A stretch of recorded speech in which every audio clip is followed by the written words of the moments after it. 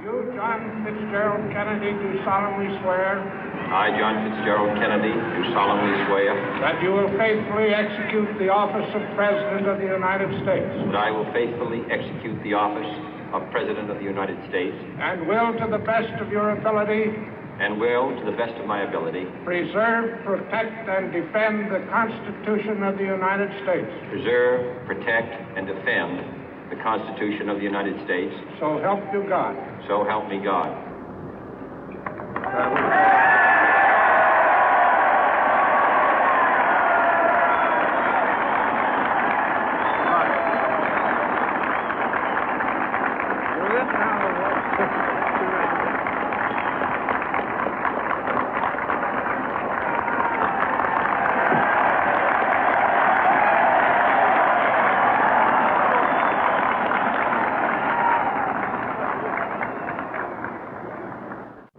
Vice President Johnson, Mr. Speaker, Mr. Chief Justice, President Eisenhower, Vice President Nixon, President Truman, Reverend clergy, fellow citizens.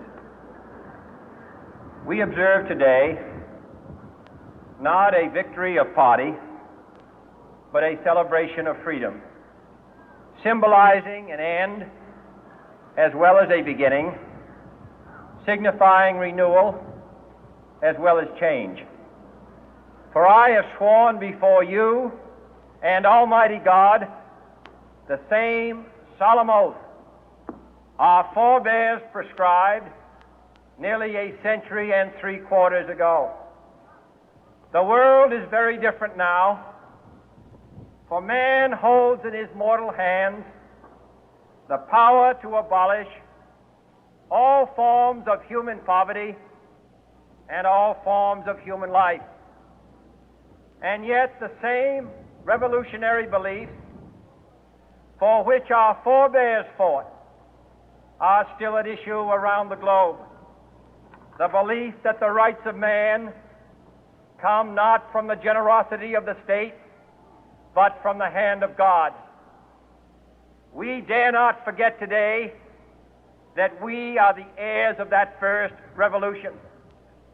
Let the word go forth from this time and place to friend and foe alike that the torch has been passed to a new generation of Americans born in this century, tempered by war, disciplined by a hard and bitter peace, proud of our ancient heritage, and unwilling to witness or permit the slow undoing of those human rights to which this nation has always been committed and to which we are committed today at home and around the world.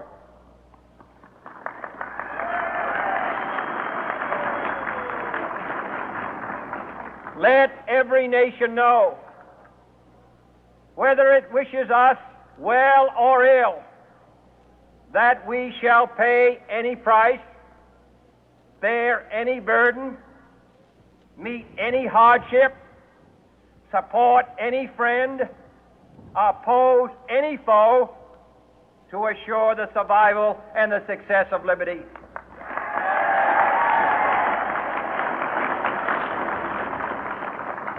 This much we pledge and more. To those old allies whose cultural and spiritual origins we share, we pledge the loyalty of faithful friends. United, there is little we cannot do in a host of cooperative ventures. Divided, there is little we can do, for we dare not meet a powerful challenge at odds and split asunder.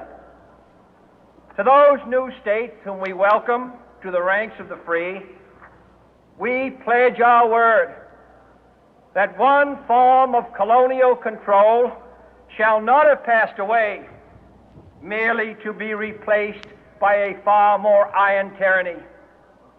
We shall not always expect to find them supporting our view, but we shall always hope to find them strongly supporting their own freedom, and to remember that in the past, those who foolishly sought power by riding the back of the tiger ended up inside.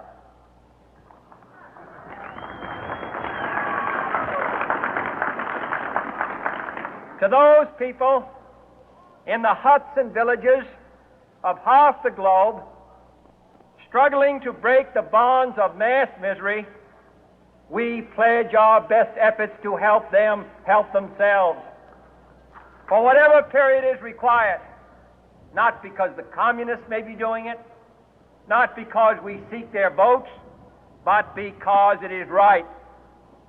If a free society cannot help the many who are poor, it cannot save the few who are rich.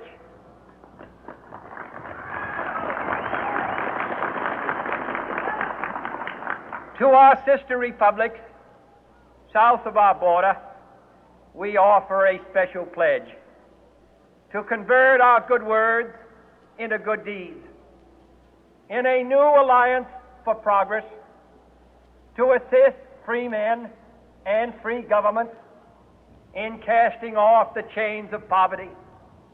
But this peaceful revolution of hope cannot become the prey of hostile powers.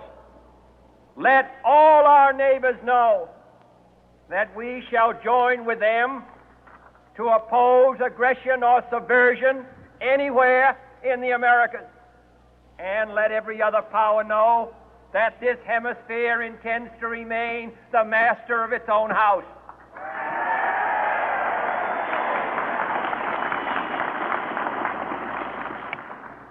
To that World Assembly of Sovereign States, the United Nations, our last best hope, in an age where the instruments of war have far outpaced the instruments of peace, we renew our pledge of support to prevent it from becoming merely a forum for invective, to strengthen its shield of the new and the weak, and to enlarge the area in which its writ may run.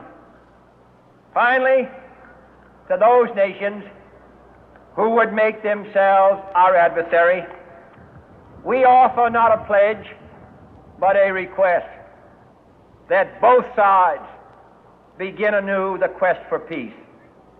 Before the dark powers of destruction, unleashed by science, engulf all humanity in planned or accidental self-destruction, we dare not tempt them with weakness, for only when our arms are sufficient beyond doubt can we be certain beyond doubt that they will never be employed. But neither can two great and powerful groups of nations take comfort from our present course, both sides overburdened by the cost of modern weapons, both rightly alarmed by the steady spread of the deadly atom, yet both racing to alter that uncertain balance of terror that stays the hand of mankind's final war. So let us begin anew, remembering on both sides that civility is not a sign of weakness, and sincerity is always subject to proof. Let us never negotiate out of fear, but let us never fear to negotiate.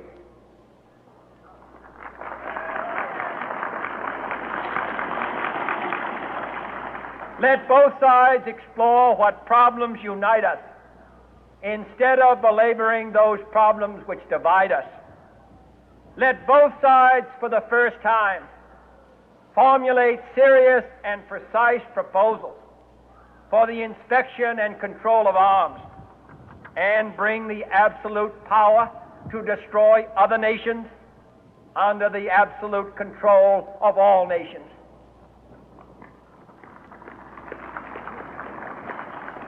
Let both sides seek to invoke the wonders of science instead of its terrors. Together, let us explore the stars, conquer the deserts, eradicate disease, tap the ocean depth, and encourage the arts and commerce. Let both sides unite to heed in all corners of the earth the command of Isaiah to undo the heavy burden and let the oppressed go free. And if a beachhead of cooperation may push back the jungle of suspicion, let both sides join in creating a new endeavor, not a new balance of power, but a new world of law, where the strong are just and the weak secure and the peace preserved. All this will not be finished in the first 100 days, nor will it be finished in the first 1,000 days, nor in the life of this administration, nor even perhaps in our lifetime on this planet. But let us begin.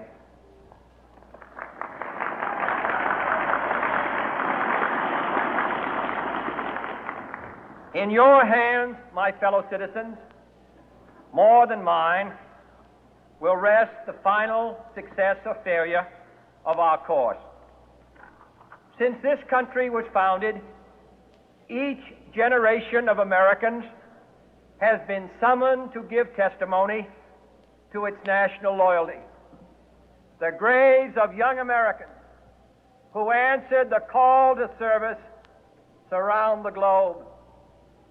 Now the trumpet summons us again, not as a call to bear arms, though arms we need, not as a call to battle, though in battle we are, but a call to bear the burden of a long twilight struggle, year in and year out, rejoicing in hope, patient in tribulation, a struggle against the common enemies of man, tyranny, poverty, disease, and war itself. Can we forge against these enemies a grand and global alliance, north and south, east and west, that can assure a more fruitful life for all mankind? Will you join in that historic effort?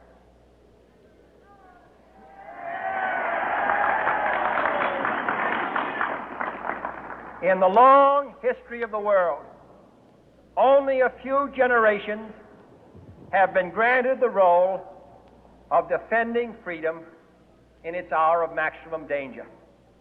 I do not shrink from this responsibility. I welcome it.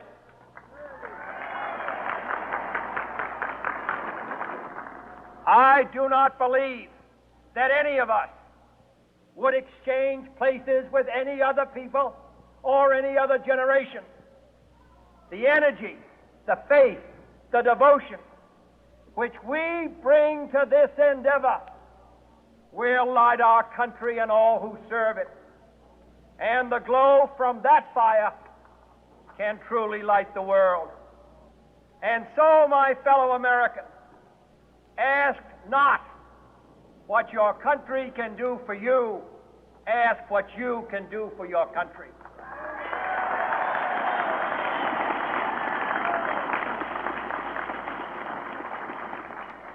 My fellow citizens of the world, ask not what America will do for you, but what together we can do for the freedom of man.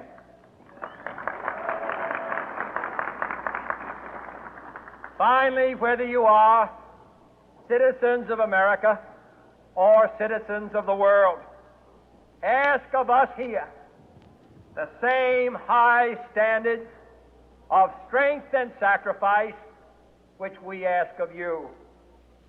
With a good conscience, our only sure reward, with history the final judge of our deeds, let us go forth to lead the land we